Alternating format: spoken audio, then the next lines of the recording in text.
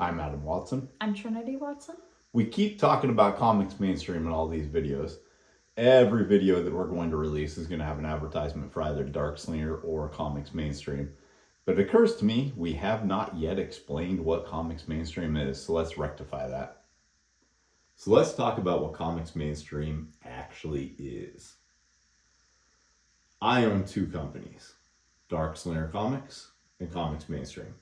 Dark Slinger started in 2006, or at least we published our first issue in 2006. And it exists primarily to publish comics that I've created. I have published other people's stuff and probably will do so again in the future. But primarily, the primary focus is so that I can get my own comics out, right?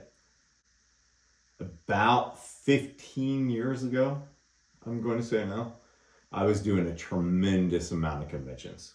A lot. Like I did 42 in 1 year. That's so many. Yeah. One of the things that I learned while on the road doing that is that you often sell a lot more comics when you're not at a convention that focuses and specializes on comics than when you're at one that does. Mm-hmm. Like you go to one of the bigger shows, and I won't mention any of them by name on this, but you go to a lot of the bigger shows, you might drop $2,000-$3,000 for the whole weekend, right? Yeah. And you honestly might be lucky if you make $300 or $400 back.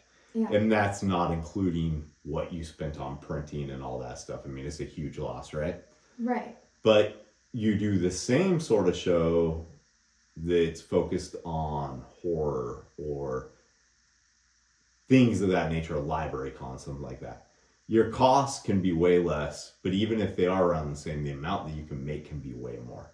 So the whole concept of being a big fish in a small pond, right? If you're the only person who's selling comics, or you're one of 5 or 6, you're going to have an easier time selling them than when it's just aisles and aisles and aisles of people who are creating comics, right? Mm-hmm. You're not blending into the static. Exactly. So that was something I'd already figured out. But the aha moment for this was actually late one night after a show. It's probably 2, 3 in the morning, something like that. Alan Bennett, creator of Johnny Big and Corpse Cop, and Ben Kreger, who at the time, I think his only published credits were on a few of the alternate comics anthologies with Ty Wakefield.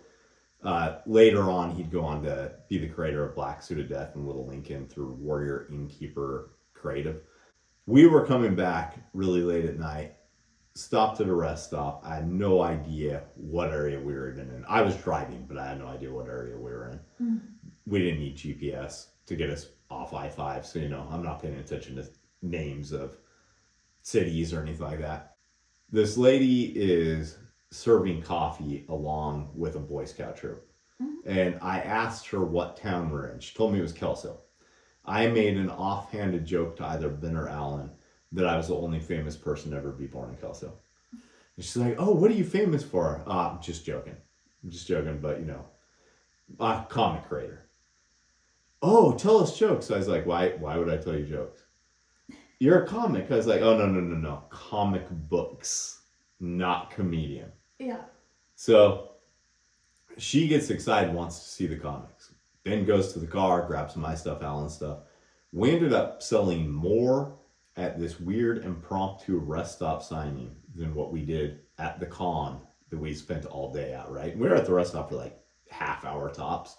Dang. But as soon as she started looking through our stuff, there were a bunch of people who were just kind of moseying around, drinking coffee, trying to keep themselves awake, who came over and started buying stuff from us.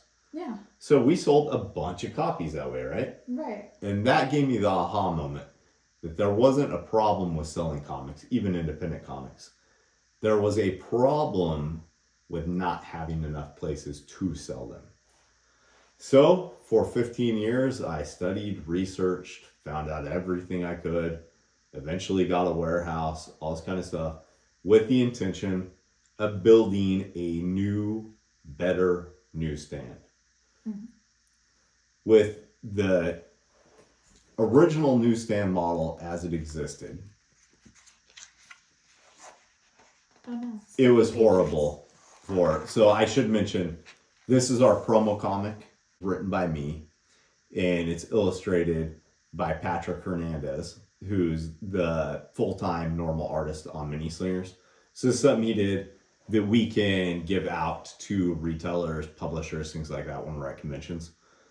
So what I wanted to build was better than what existed, and what existed wasn't much at this point. It's pretty hard to actually get a comic placed on newsstands at like large grocery chains, stuff like that, because those particular outlets are owned by about 3 to 4 different companies, right? Mm-hmm. And the hoops you have to jump through make it prohibitive for anyone who's small to go into. There's reasons Marvel and DC have left those. One of the reasons being that your unsold product just has an affidavit signed stating how many copies they did and did not sell, right? Mm-hmm. That's not a way. Like, you need to get your product back, right? So with what we've created, we do 2 different forms of distribution. We do newsstand, where we place it at a spinner rack, anything like that. And it's best to think of this as a sort of consignment. When your copies sell at this, you get paid at the end of the month. That's how it works, right? Mm-hmm. The other method is direct. Direct is the method that's always existed since the direct market was born anyway, where a comic shop, a bookstore, whatever, buys a copy and they get to keep it forever. It's non-returnable, right? So with this method, we can go into pretty much anywhere. We can do any type of shelf. We put in spinner racks, end caps, full-on racks, whatever the retailer wants, we can do. We can carry any sort of comic. Doesn't matter if it's mature, all ages, general. The original newsstand market, to the best of my knowledge. So I guess the very first original one would have been the one that popped up at pot shops, right? Mm-hmm. They weren't pot shops back then, though. They were head shops. They were secretively selling pot. Mm-hmm. That wasn't such a secret, I don't think. But No. they needed product to make themselves look legit. So they sold underground comics, right? Mm-hmm. But the newsstand market, as everybody knows it and understands it, where most of us discovered our first X-Men comic or Spider-Man or anything like that, that was not mature comics friendly. I don't think that a single Vertigo comic went through that method, unless I'm mistaken. With our method, we work with all kinds of different mom and pop locations. So we can get a book into a shop no matter what type it is. So, general, all ages, mature, that doesn't matter. Unsold copies end up going back into the inventory. So they don't get destroyed. There's nothing like that. We do monthly countouts each and every month. So we do direct distribution, newsstand distribution. We do fulfillment services. So this is really handy for anyone who is running, say, like a Kickstarter. We've fulfilled several Kickstarters for different publishers at this point. In addition to that, we can also do fulfillment services. Say you're a publisher that's living in Japan or Canada, something like that. One of the secrets to avoiding Trump's tariffs is to having some stock printed in the United States and fulfilled within the United States. If it never crosses borders, it doesn't have to be tariffed, right? Mm-hmm. So that's one of the ways that we can get around that. Warehousing. We don't charge anything for the warehousing unless it's literally just storage. Literally just looking to warehouse product because you're going to be in our area for a con or something like that. We can warehouse stuff for a small fee. But other than that, if it's at our warehouse, we don't charge for it. Is there anything I should go over, do you think?